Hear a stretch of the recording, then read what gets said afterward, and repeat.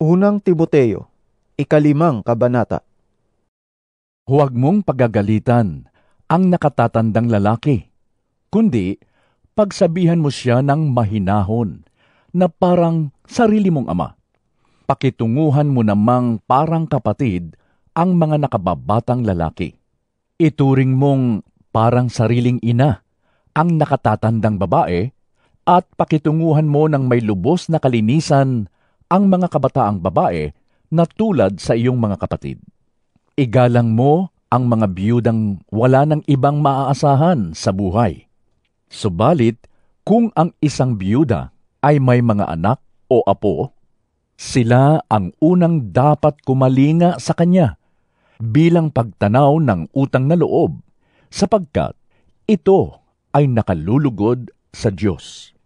Ang biyuda na walang ibang maaasahan sa buhay ay sa Diyos na lamang umaasa, kaya't patuloy siyang nananalangin araw at gabi.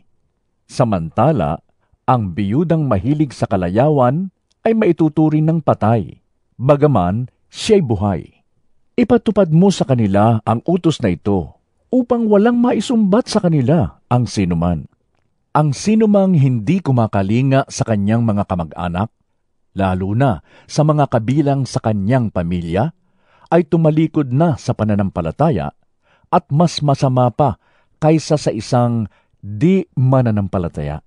Ang biyudang dapat isama sa listahan ng tutulungan ay iyong di bababa sa 60 taong gulang, naging tapat sa kanyang asawa, kilala sa paggawa ng kabutihan, nagpalaki ng maayos sa kanyang mga anak, magiliw tumanggap sa nakikituloy sa kanyang tahanan, naglingkod ng may kababaang loob sa mga hinirang ng Diyos, tumulong sa mga nangangailangan, at inialay ang sarili sa paggawa ng mabuti.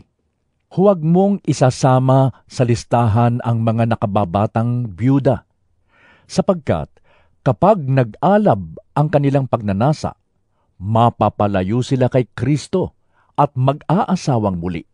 Sa gayon, nagkakasala sila dahil sa hindi pagtupad sa una nilang pangako kay Kristo.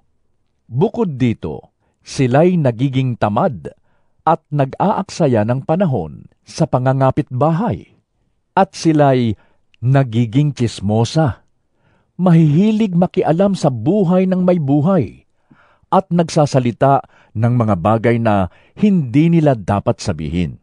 Kaya't para sa akin, mabuti pang sila'y mag-asawang muli, magkaanak at mag-asikaso ng tahanan upang ang ating kaaway ay hindi magkaroon ng dahilan upang mapintasan tayo. Sapagkat may ilan ng biyudang sumunod kay Satanas. Kailangang alagaan ng babaeng mananampalataya ang mga kamag-anak nilang biyuda upang hindi sila maging pabigat sa iglesia. Sa gayon, ang aalagaan ng iglesia ay iyon lamang mga biyudang walang ibang maaasahan sa buhay. Ang mga matatandang pinuno ng iglesia na mahusay mamahala ay karapat-dapat tumanggap ng paggalang at kabayaran, lalo na ang mga masigasig sa pangangaral at pagtuturo ng salita ng Diyos. Sapagkat sinasabi ng kasulatan, "Huwag mong bubusalan ang bibig ng baka habang ito'y gumigiig." Nasusulat din, Karapat-dapat lamang na bayaran ang manggagawa. huwag mong tatanggapin ang anumang paratang laban sa isang matandang pinuno ng iglesia kung walang patotoo ng 2 o 3 saksi. Pagsabihan mo sa harap ng lahat ang sinumang ayaw tumigil sa paggawa ng masama para matakot ang iba.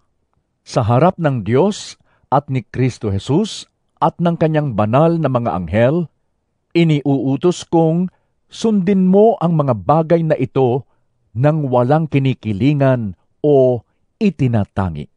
Huwag mong ipapatong agad ang iyong kamay sa sinuman upang bigyan ito ng kapangyarihang mamahala.